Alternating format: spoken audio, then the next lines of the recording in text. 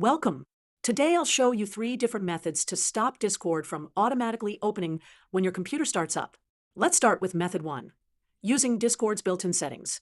First, open Discord and click the gear icon next to your username to access user settings. Then scroll down to app settings and click on Windows settings or your operating system.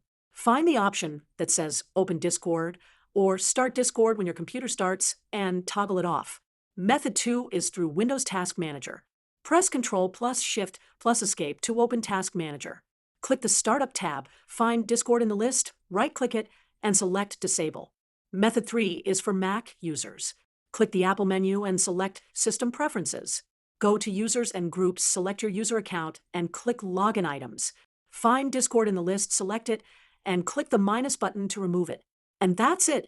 After using any of these 3 methods, Discord will no longer automatically start when your computer boots up,